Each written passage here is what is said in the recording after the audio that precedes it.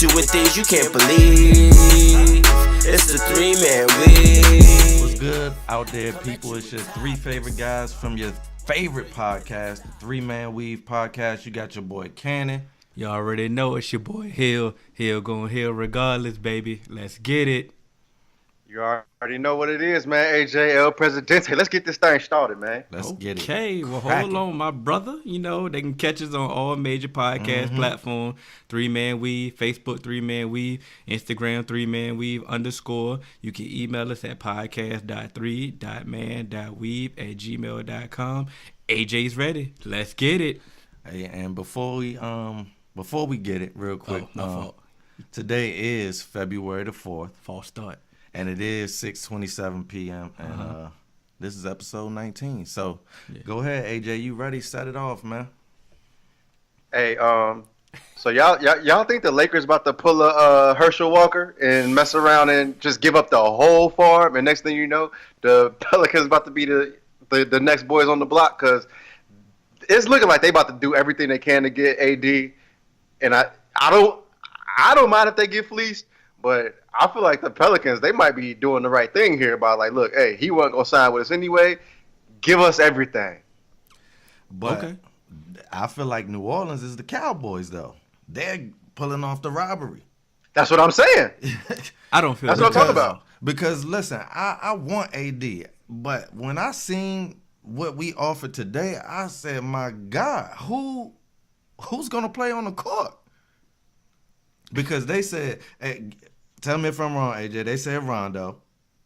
They said Beasley. I'm starting off with people who don't even start. They said Beasley, right? Then they said Kuzma. They said Zoe. They said Ingram. And I'm missing a player. There was 6 players. Who am I missing? Zubac. Come on, bro. Who else is going to be left on the Lakers, Hill? So all we need is AD and Bron, baby. Give it up. Give it up. Realistically, though, who's going to be left on the Lakers? We'll find somebody. We'll find somebody. Hey, get Bron and AD. Figure it out later.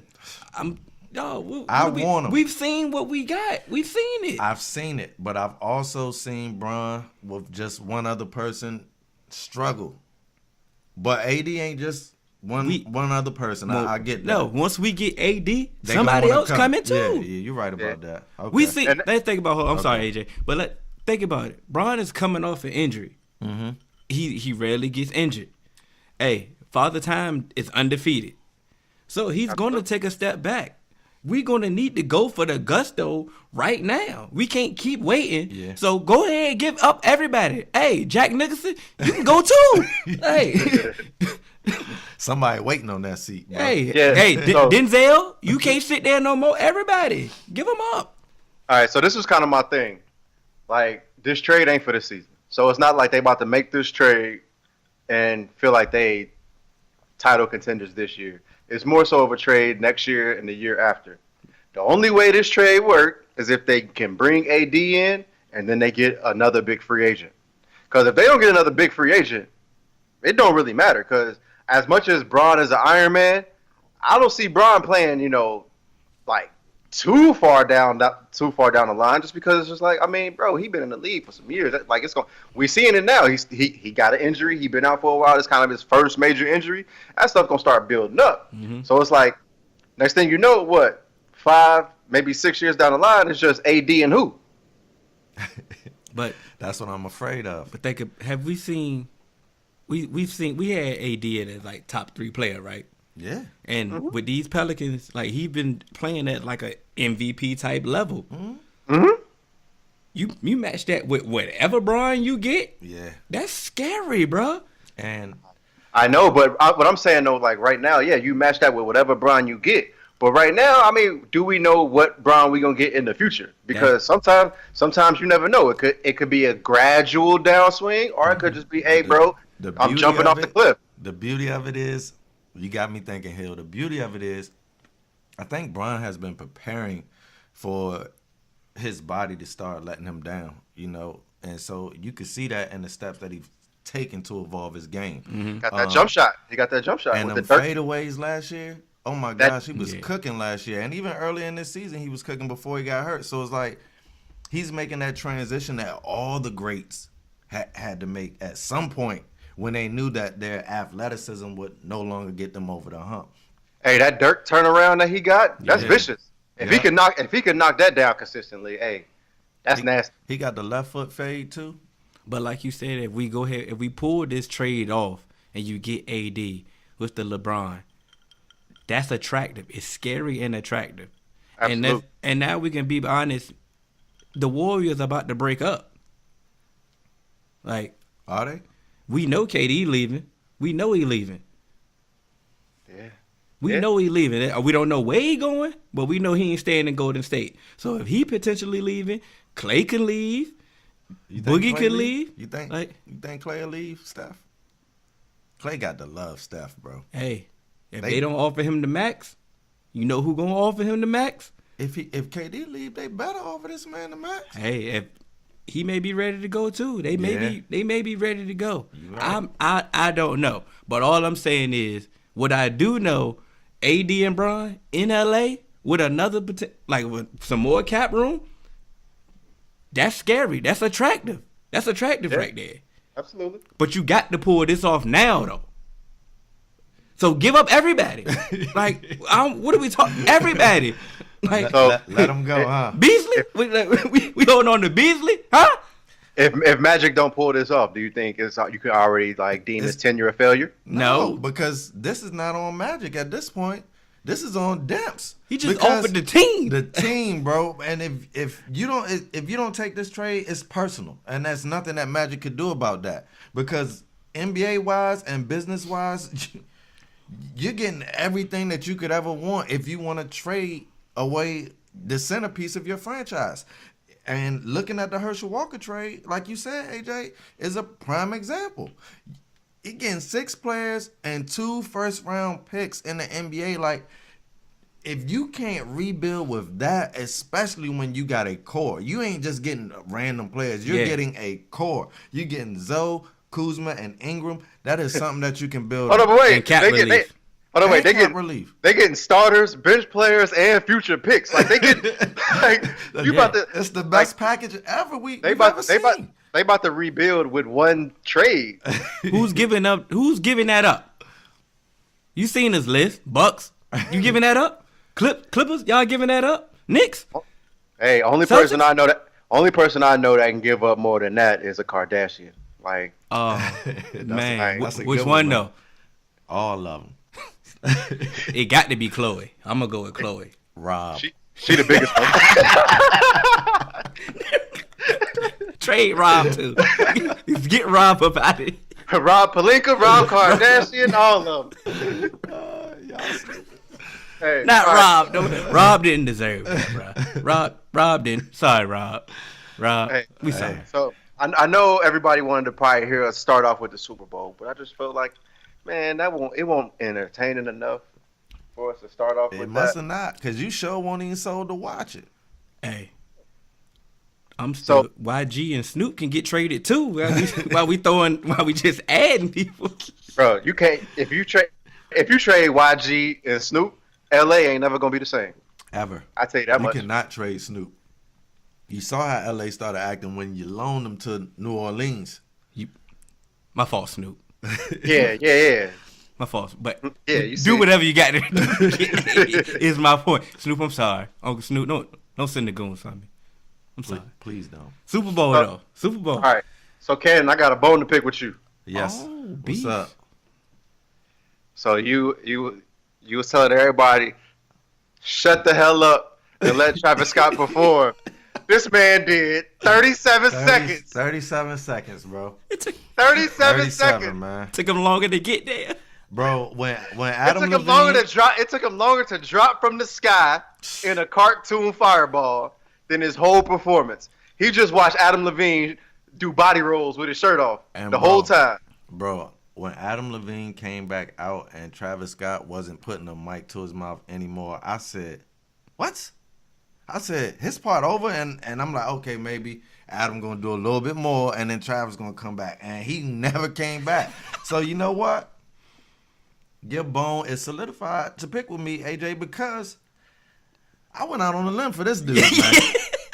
I went out on a limb for you, Travis. And you know what? I got a bone to pick with you personally, Travis, because I went out on a limb for you. You and Nike and Jordan Brand, you sold all of us that y'all was going to release either the Travis Scott ones or the Travis Scott 6s during the halftime show. You ain't do that. You ain't even give us 2 minutes, 3 minutes of a presentation. Bro, you should have just boycotted it. You could have boycotted it for that. You lied. You lied, Travis. You said you was gonna do the whole song. You lied. I told people, I said, bro, he might bring Drake with him. I was like, Drake might come out. You ain't do nothing to sell it, bro. You ain't capitalized off the moment in my eyes. That was what I was trying to say for you, was that was a monumental moment, somewhere where you could impart your music onto people and places that wouldn't normally hear your music, and they might have went to the bathroom and came back and you weren't even there no more. So it's like, you missed out, bro. You missed out. See if I stand up for you again. And then we got, like, hey, Big Boy, why was you even there? Like, I know you brought out Sleepy Brown. We were trying to figure out where Sleepy Brown at. We thought he was gone. Yeah. We thought Sleepy was gone. But, like, hey, why y'all even do this, bruh? Like, why? He came out like Petey Pablo and Drumline, and then he just drove the hell off. He just, I like the way you move. All right, Atlanta. What? Hold on, brother. Like, we ain't gonna get no more to, speaker box and Love Below. You're not gonna bring out 3,000, nothing? Nothing. Hey, but I didn't know Maroon 5 did that many songs that I knew. Most of those songs that you hear on the radio was Maroon. I was sold. I'm sorry. Hey, I was sold on them. Maroon 5 is lit. They're a good band, man. I'm a Maroon 5 fan. Yeah. Maroon 5 they here. Yeah. I used to bump in my high school because playing baseball, all I was around was the other folk. So I heard it all the time on them long bus rides. Adam was rocking, yo. But that's my thing. He should have just did it solo, man. You right, AJ. Maroon 5 should have did it solo, because Big Boy, I know, unfortunately, you couldn't have turned it down. You needed it because you need anybody who can hit Big Boy up, want to do some music, please hit him up, man. But this is my thing, though. If Big Boy not coming out with no music, what you do that for? Because it ain't like you about to get some promotion. He trying to get other artists and break other artists. That's what he do now. You feel me? So that's what I'm saying. Like, hit him up, man. Because he did that for y'all, man. And somebody, come on now, don't make that for nothing, Atlanta. He brought Sleepy. He gave us Sleepy Brown, man. And that's got to count for something. Hey, we lost Nate, dog. We can't lose Sleepy. Can't, bro. We thought he was gone. I'm trying to tell you. People out here they text me and said, bro, I thought Sleepy was gone, bro. I said, you and me both. You and me both, brother. I seen the documentary. That was the last time I seen Sleepy.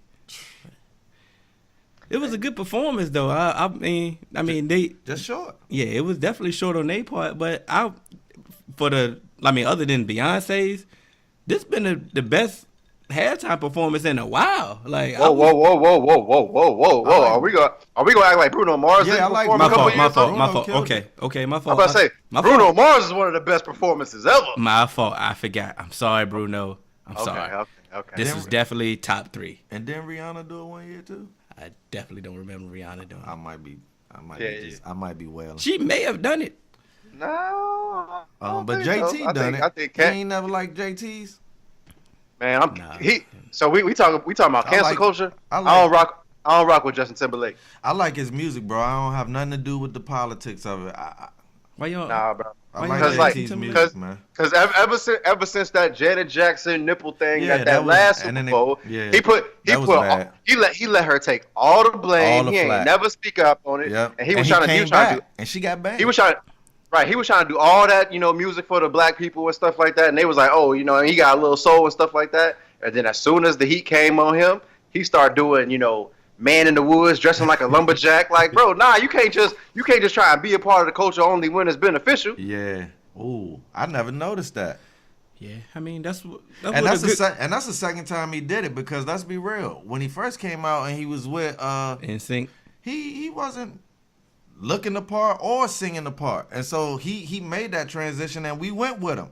We accepted him into the culture, and then he, like you said, he threw us to the wolves as soon as it wasn't beneficial. So maybe you just changed my opinion, AJ. He mastered You the just game changed of that narrative. culture vulture. Like, That's what I'm saying, and you know, and that's my issue with a lot of with our culture, because we run everything. Everything comes through us. Everybody that's popping right now is from our culture. Are they stealing from our culture? Like, I don't care what you say. Like, bro, even battle rap had a commercial on ESPN. Mm-hmm. Like, and battle rap is considered underground. yeah. And they've had stuff on ESPN. You got, like Kevin Hart doing spoofs of battle rap. Like, we have like all the top comedians. They come from our culture. They talk about our culture. All the music. Everybody wants to do a feature with us. Like, no matter what. Like, we control music. We control everything that's popping. We gotta stop being so friendly and letting people in. That's why I ain't gave out no cookout invites since 2015. Ain't nobody getting no more cookout invites. Whoa. Yeah. Travis Kelce can't come? I hit his lady can come. I seen them Instagram. If you want a real brother, you don't gotta get the white skin. You get the right skin. Come holler at me. You dig what I'm saying? All I'm saying is, ain't no more cookout invites. I don't want your potato salad with raisins in it. None of that. You know what I'm saying? Like, look, you can come to the pregame. We can drink a little bit, have some fun, but your cookout, just like cookout passes, nah, bro. Like, cause I need to see you when the heat turn up, when stuff actually start getting real. I mean, it's a couple, where you gonna be at? A couple of them, man. I know a couple. Who? Yeah. Vouch. Cody. Who? Cody. The world don't know Cody. The world don't I'm just know saying Cody. that's somebody I know. You feel me? I'm sold on Cody. Yeah, he can get the cookout invite. That's why I said there's a few of them, man. Hold on, AJ. Did you just get finished watching the Killer Mike Breakfast Club interview? Feeling a little revolutionary. I mean, Black History Month. I go there. Yeah. Cause Speaking of Black History Month, AJ, where is your blurb for your Black History person? Your little paragraph or your caption? I told y'all it was gonna come when I got off. Pause. But as soon as I stopped working, I had to prepare. Like, I had to turn my laptop on. It take 30 minutes for this laptop to come on. Yeah. So I had to. It's gonna be there in the morning. Everybody gonna see I got my Black History person. It's coming. Don't worry about it. You know what I mean? Just look out for it. All right. They tried to put me on the spot. I got somebody. It's gonna be good. Okay. Did we actually talk about the Super Bowl? We about to right now. I'm not letting this slide. That's how. Was it really that bad? Was the Super Bowl really that bad, y'all? That we just glazed over it like that for about 10 minutes. Was it really that bad to you, Cannon? I'm gonna ask you that. I'm gonna tell you. Let me tell you one thing, man. I don't even like DC Young Fly, but where I was at and where I was watching the Super Bowl, I was so bored that people were playing that Instagram out loud, and somebody played that one. And he said that this Super Bowl was so boring that he'd rather be playing spades right now. And I couldn't have agreed more. It was 3-0 at the time. And, bro, it ended up being 3-3 at the end of the third quarter. Now, for my defensive purists out there who love defense, let me tell you one thing. Cannon love defense too. I love a good defense. But there was some decent defense in this game. But what I'm trying to tell you, what we saw was atrocious offense, bro.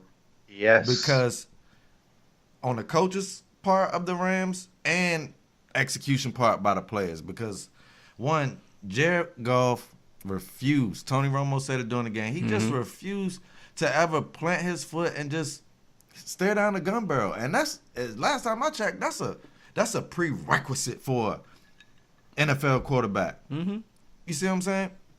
So Cam Newton he only did it once or twice during the Super Bowl. And if Cannon had made it to the Super Bowl and I was quarterback, I'm staring down the gun barrel every play till we get the victory. Me and Hill just before the was talking about what we'd do for $1 million to win a mile. Willing to die for this. We willing to die about it, man. So ain't no way if I get a Super Bowl opportunity that I'm scrambling out of pocket, throwing it away during the Super Bowl. Like, all that regular season stuff supposed to be out the window. I didn't see the urgency. I didn't see the urgency from the Rams people, whoever choose the personnel, whoever decides who goes in on what play. I didn't see the urgency because they said pregame that they understood that they misused Todd Gurley in the championship game. They were going to make sure that he got his touches this game. And after the first series, I ain't seen no touches. But the sad thing is, he was getting 3 and 4 yards a pop. So it's like, even if he was injured, but he's getting 3 and 4 yards a pop, why would you shy away from him?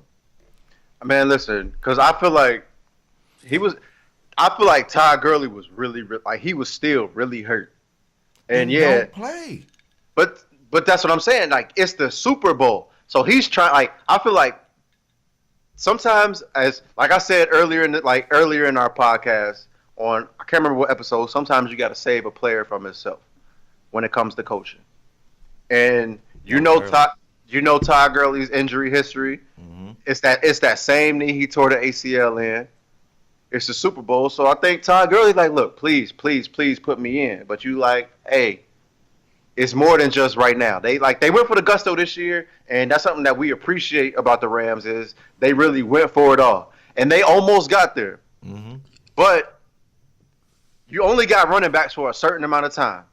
Are you trying to, at the very end of the season, put your next season in jeopardy too with Todd Gurley? Because, like, it looked like he was getting positive. I understand you saying that injury. I'm ready for this one. Got it. My fault.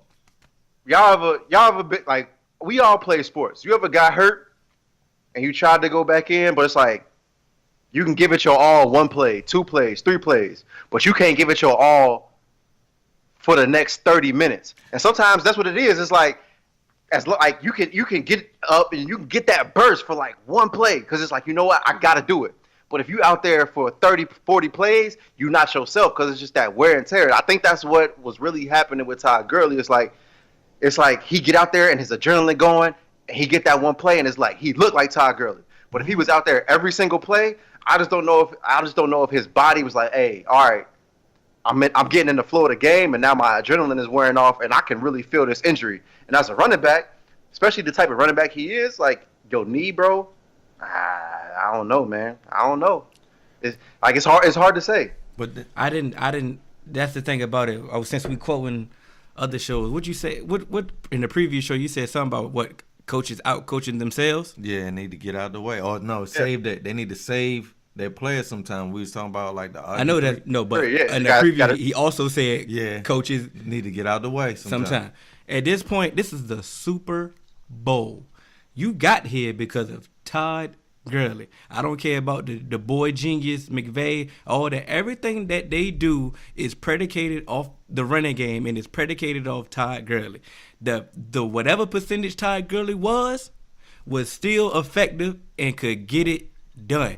And they knew, and you could just watch the game and just see that Jared Goff was a deer in headlights. This moment was way too big for him. You needed to settle him down by using Gurley. And you didn't have to run him 40 times a game, but check down, some screen passes, some half of Gurley is still better than what you was getting from C.J. Anderson. But hold on, to take a little bit of a piece out of what you said. This moment was way too big for Jared Goff, right? Mm-hmm. That's on Sean McVay because, this moment was way too big. Even though you don't have Todd Gurley, they still running these long developing plays that Jared Goff got to read the whole field. Like, put somebody that's going to come out the backfield right over the ball that you could dump it down to. Take somebody from the slot right over the middle, like to fake a linebacker that you could dump it off to. Like, they never did any plays that got Jared Goff in a rhythm. And yes, they had the Rams, like their offensive line got voted one of the best offensive lines this season. They got that award. They got killed. But another reason, when you see that your offensive line is getting killed, do like they do with Brady. 2-step drop, get it out. Take 1 step, bang. It's like, get the ball out. And I feel like that's what Sean McVay never adjusted to. He's still trying to, like, be the boy genius and like, oh, I'm just gonna scheme all these plays to get these receivers open. No, because you're going against the greatest coach ever. Yeah, you're a good coach now, but you're going against the greatest coach ever. So do something that's not in your tendencies. Get the ball out quick. Let's get it. Let's go. Let's go. Now, stay here. Listen. Don't go nowhere. Stay on this McVay. But listen, I'm ready. I'm talking to Cannon. I'm sorry, you can't see me. I just gotta touch one point. First of all, about McVay, I don't think he's trying to be the boy genius. I just think he's being himself. The media, they did all of that. I don't agree. He never said that I'm the boy genius, and he just came and just tried to coach football. I don't agree. That's my take. But let me go back to something that I witnessed on NFL films Mike Shanahan do in the Super Bowl. TD was hurt, and he was having a migraine. Mm-hmm.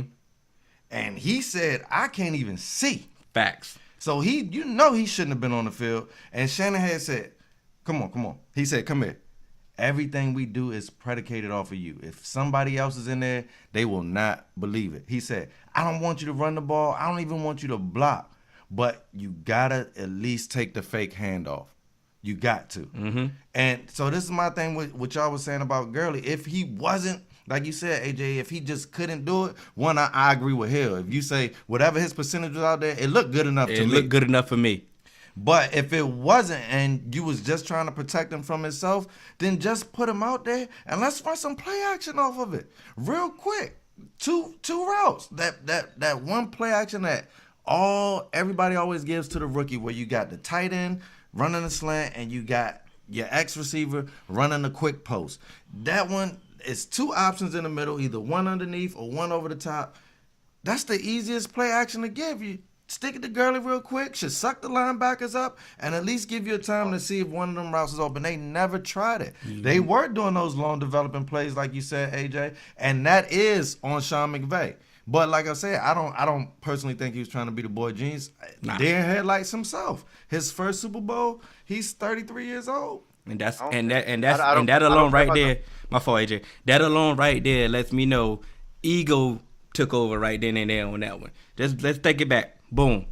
Remember when the Seahawks should have gave the ball to Marshawn Lynch? Yep. That was ego right then and there for Pete Carroll. They're like, nah, we don't want Marshawn Lynch to get Super Bowl MVP. Let's go ahead for him. That's ego. Let's bring it back to the Atlanta Falcons. All they had to do was run the ball. But Kyle Shanahan had that head coaching job waiting on. He was like, yeah, let me show y'all I'm the man. This right here, let's think about it. Nobody gave Jared Goff any credit. They like, right. McVay is in your ear. He's innovative. It's McVay. Right. It's McVay. It's McVay. You still called them not even the same exact plays, but you didn't change nothing. You didn't change nothing. You didn't even run CJ Anderson a lot. You did. And everything is predicated off the running game. Exactly. This game was about McVay, and I want to be better than Belichick. And if we do this, I want to be better. Go ahead, AJ, but I'm telling you, it was ego involved with that. Real quick, AJ, both of y'all, because y'all know I knew McVay before any of these people knew McVay, because he was my tight ends coach first, and then he was my offensive coordinator for 2 years. Okay. One thing I told everybody about McVay is he does not like to run the ball. It just so happened that when he became a head coach, he had Todd Gurley, so he did step outside the box. But like you said, I think you might have brought me back. Yeah. At first I was saying I don't think he was trying to be genius. You might have just sold me. I think he wanted to let people know that I can do it without Todd Gurley, maybe, because it don't make anything else doesn't make sense for why you're not giving this man the ball. You already paid him. At least keeping him out there and faking it to him like Shanahan did. You already paid Gurley. Put the icing on it, AJ. Put the icing on it. So I'm not even gonna make my first point first, but so to take you back to when Sean McVay was your offensive coordinator, to take it back a little bit further, when John Gruden got y'all head coaching position, what did I say he wasn't gonna do? Jay Gruden. I said he was not gonna run the ball. Yes, you did. Even though Sean McVay was y'all OC, John Gruden, it was already in the pudding. I'm like, he don't run the ball. Jay Gruden does not run the ball. I keep calling him John because that's the only one with a Super Bowl. But so Jay Gruden don't run the ball. Even though Sean McVay was y'all offensive coordinator, Jay Gruden was still that offensive, like he was the offensive head coach. So it's kind of like I'm pretty sure he had some input, and that's just the type of offense he run. He puts it on the quarterback. He don't run the ball. He came from the Arena League. That's just what he do. And so, you inherit Todd Gurley, so okay, cool. But when the pressure happens and like, so what they always say is, you can like they did this with Tebow. He went to all those quarterback coaches and stuff like that. But when it's game time, the lights is on and the pressure is on you, you always gonna revert back to who you always been. And I feel like that's what happened to Sean McVay. He reverted back to who he was. Because look, I'm looking at the stats right now. So Todd Gurley had 10 carries. He averaged 3.5 yards per carry. CJ Anderson has 7 carries. He averaged 3.1 yards per carry. But CJ Anderson had 2 catches for 6 yards. Todd Gurley had 1 for -1. So and you only attempted 2 passes to Gurley. Like, you see what I'm saying? So my thing is, if you gonna have CJ Anderson in there, at least use him in both facets. Like he's got, he has at least try. It's the Super Bowl. What you got to lose? You got to try. He got 2 catches for 12 yards. Put him in there and not play Gurley. Do everything that Gurley does since you in. Cause look, this is my thing. as much as Jared Goff numbers look really bad, awful. They looked awful. But if you look at Brandon Cooks, 8 for 120 yards. Robert Woods, 5 for 70. Josh Reynolds, 3 for 28. Jared Goff looked bad, but it looks bad because he's trying to get chunk plays. Yeah. If you really just like, you know what? Give Jared Goff these options, man. Give him that check down. Give him that somebody to run over the middle. Like, why does Gerald Everett, your tight end, not have a single catch? Exactly. There you go. Keep going. Like, Gerald Everett does not have a single catch. He's your tight end. Every young quarterback needs a security blanket. Put him 3 yards off the sticks and have him turn around and put his hands out and just dump it in his chest. Come on, man. Like, you got why earlier, like you gotta do this, man. Got to. None of the play calls were simple reads for Jared Goff. But they were simple reads. They would have been the same. They've been the same reads at all. He's telling them where to go with it. And that's why I'm blaming him. But you supposed to be this boy genius. And all respect to the Patriots, Belichick, Brian Flores. Their game plan was great. And you know what? Perfect. Hey, but it's the same game. We didn't see this game plan before. That's why we ain't want to see it. But we've seen this every time that they have a corner.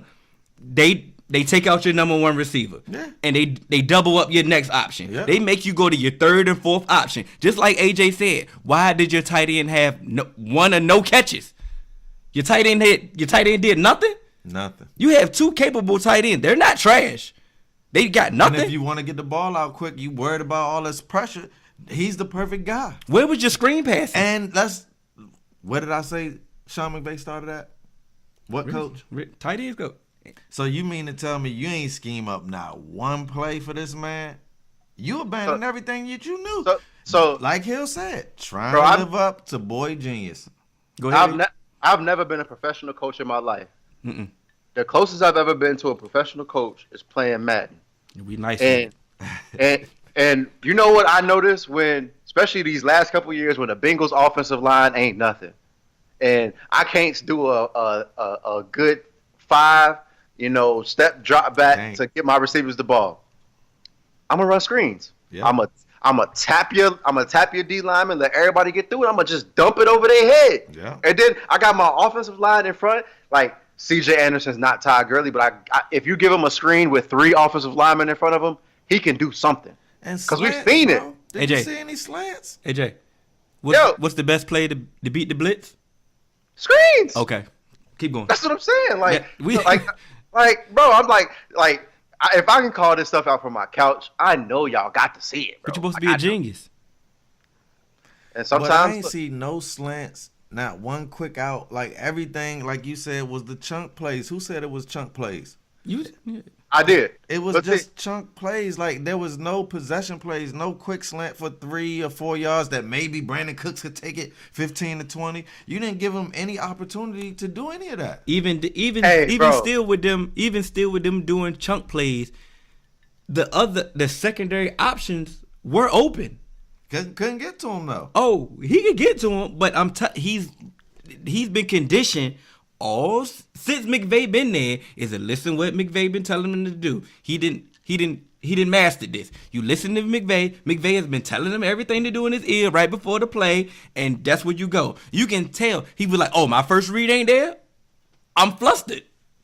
Good quarterback can go through their read. He got to progress. He got to get better. Let me jump in there, Hill. So if Julian Edelman can have 10 catches for 141 yards, why are they not doing those same plays with Brandon Cooks, who's faster, more athletic, and he's more dangerous in the open field? I never understood, but listen, this is one thing that I will tell you about Edelman and the separation that he gets. It ain't about him being the fastest. It ain't about him being the quickest, bro. He understands. You know how, like, in boxing, AJ, they teach you, like, if they take one step in, you take one step out. Like, everything's supposed to be perfect. He done mastered that, bro. Mm-hmm. Like, whatever the corner is doing, he's like a magnet. He's doing the opposite, and he's repelling himself at all times away. So it's like, and every route that he run is the option route. That's all they give him, and he's just mastered that. So him and plus he has Brady. So, but all that is fine. But in his comparison to when he was asking for Brandon Cooks to do that, Brandon Cooks is a great. No, he's a great route runner. He's just not a 9 route go. Yeah. Like, he can run the route tree.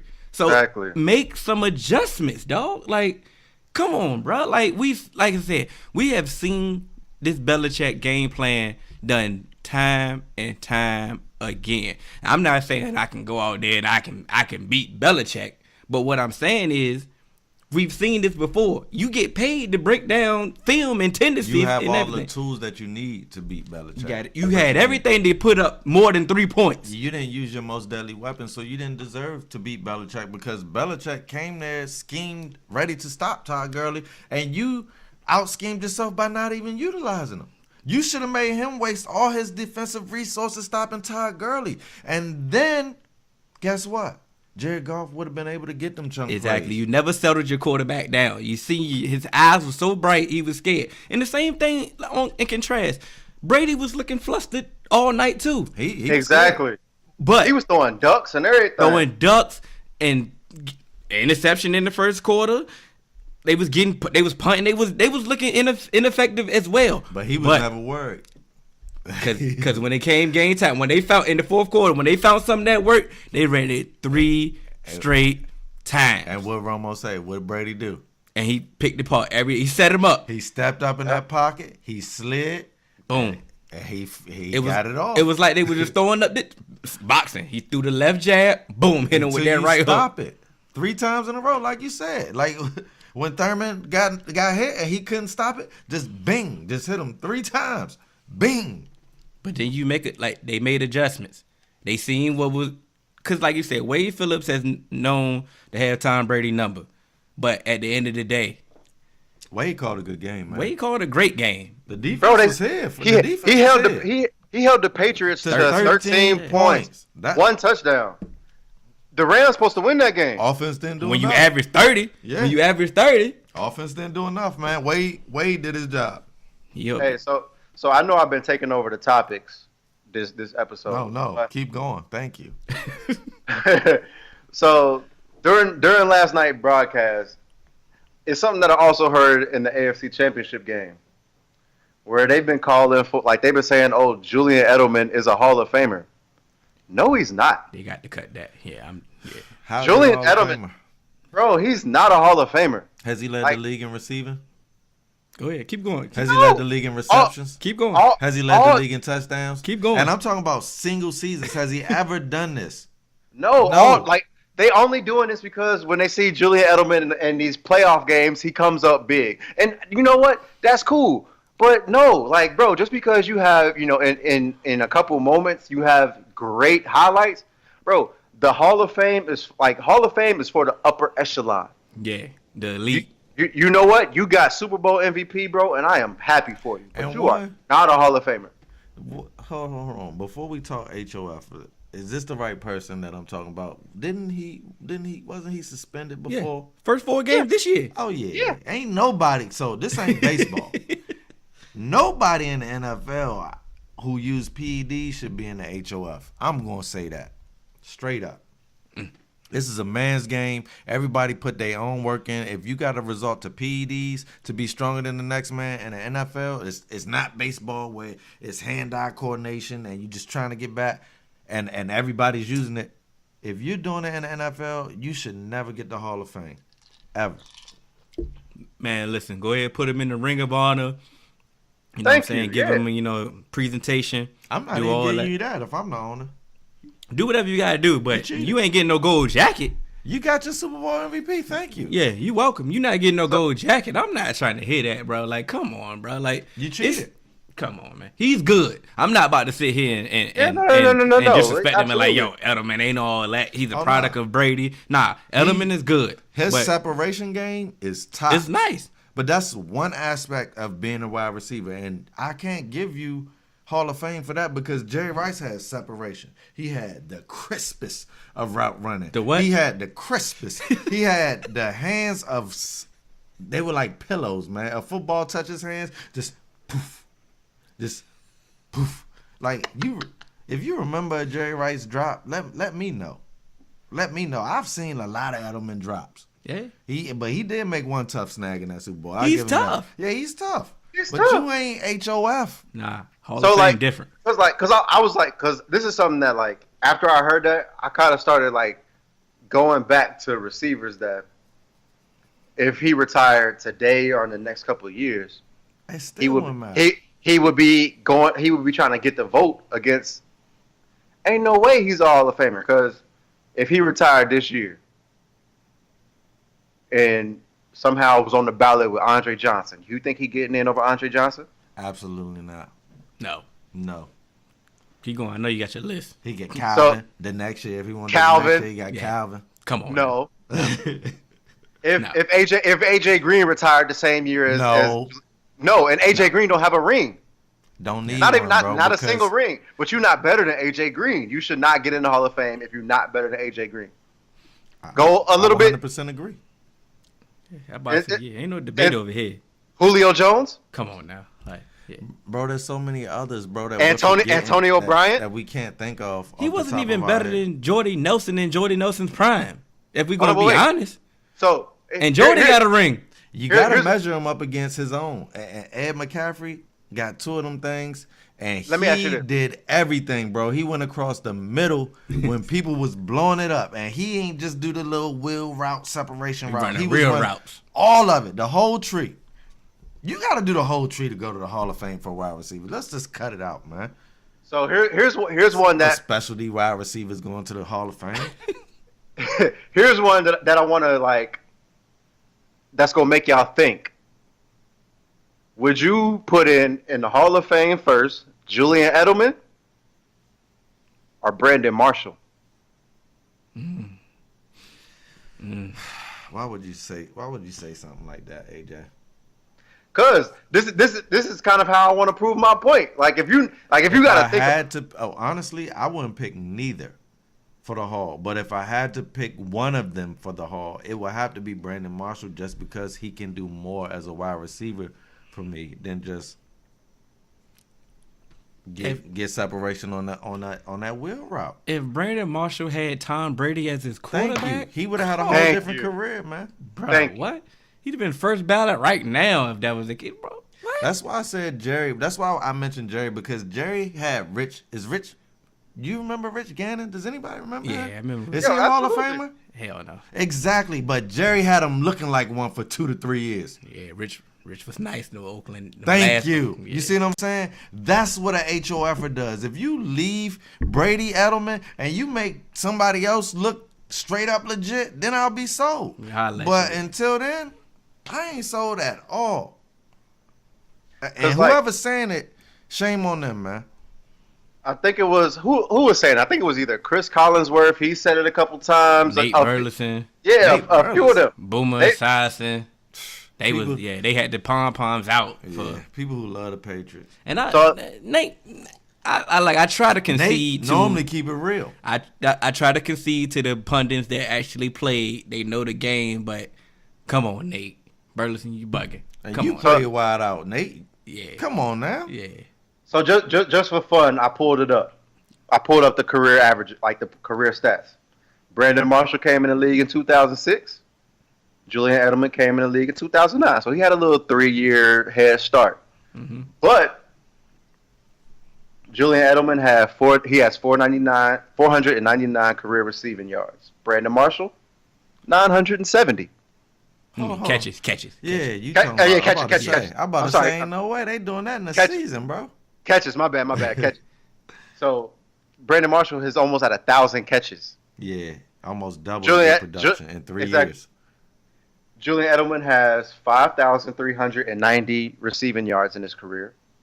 Brandon Marshall has He passed double. 12,351. Passed double in 3 years. You see what I'm saying? You don't even get close. You're a specialty wideout, bro. Yeah, but they gonna be like, Brandon Marshall ain't never played in the playoffs, and I don't It- care, bro. it- The Hall of Fame ain't about that. yeah. If Kyle Orton and Jay Cutler, don't got no Super Bowls. bro, Kyle Orton and Jay Cutler are in the argument for Brandon Marshall's best QBs during his career. It's nasty word. Nasty. And hold on, here's the kicker. So if those are his two best quarterbacks in his career, He been swagging. Julian Edelman has 30 career touchdowns. Brandon Marshall has 83. Come on, now. Passed double. And what only Don't- 3 years extra. Get this Don't- Edelman out of here. Man. Don't- Like, why we still Don't talking ever, about like it? why are we ever talking about Julian Edelman as a Hall of Famer? You know we why? can call, You we, know we, why? can call, we can give him a nickname like Big Shot Bob or something like that. Yeah, but, bro, something like that. You know bro, why you we are talking not a about Hall it? of Famer. Because Max Edelman is in control of the topics this week, ladies and gentlemen. That's why we talk about Julian Edelman. Respect. But nah, that kind of got me tight because I kept hearing that. I'm like, Nah, I'm with you. That got me tight too. He's not a Hall of Famer, son. Like, if it's a playoff Hall of Fame, you know what? Go He ahead. up there. He up there. Put him in there. But you know what a lot of people do in this day and time? We're such prisoners of the moment. In this It's this microwave society. Yeah, Facts. man. You see it and everybody tweets it right in front of you and everybody reposts it right in front of you and you think that that's what the GOAT means. No.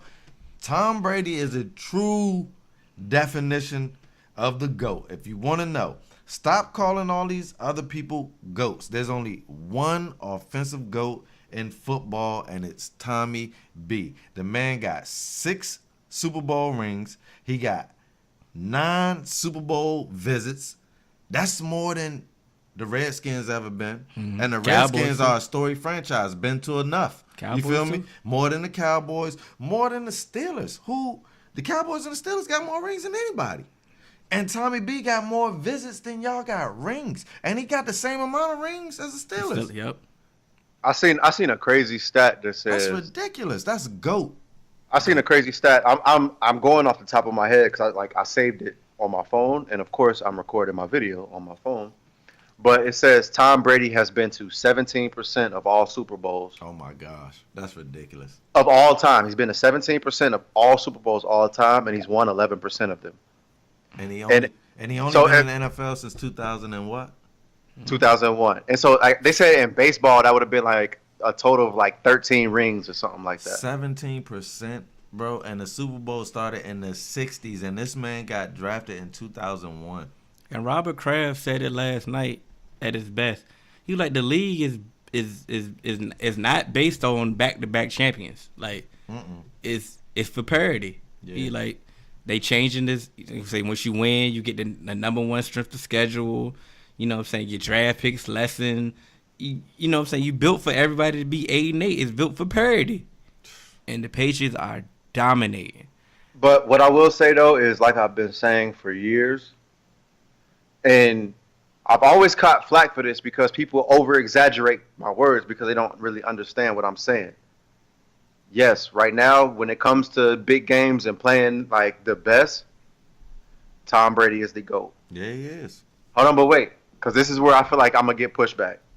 I feel like Tom Brady is overrated because I feel like he gets more credit because he's the quarterback. But to me, I feel like Bill Belichick is the greatest coach to ever coach a sport. I agree with you. You ain't gonna And so push back.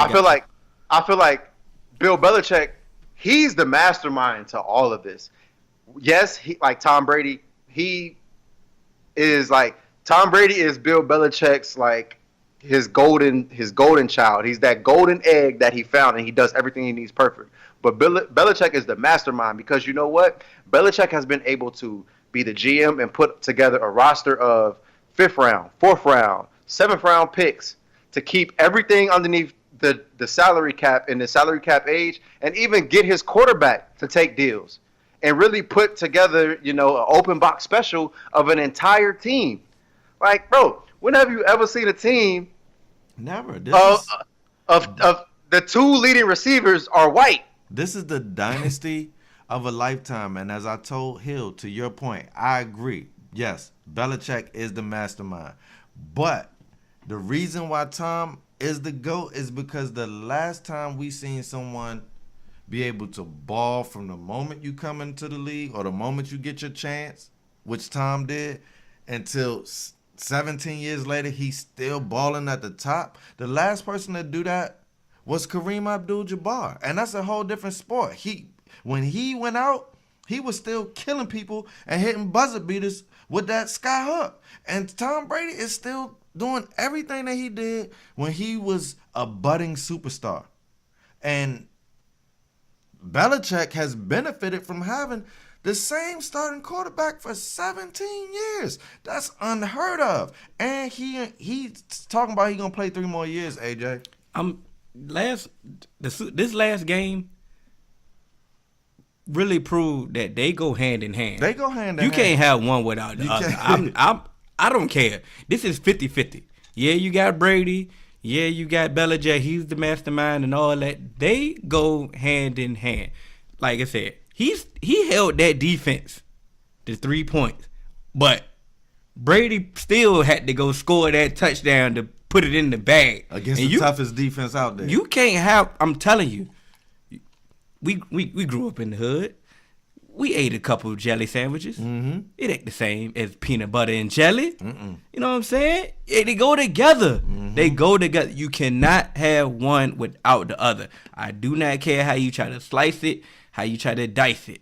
You cannot have one without the other. I like that. It is what it is. It is what it is. I like that. I respect that. I respect that. Just me personally. Because you can't think about it. You can't get everybody else to fall in line unless you get the top dog to fall in line. That's what I'm saying.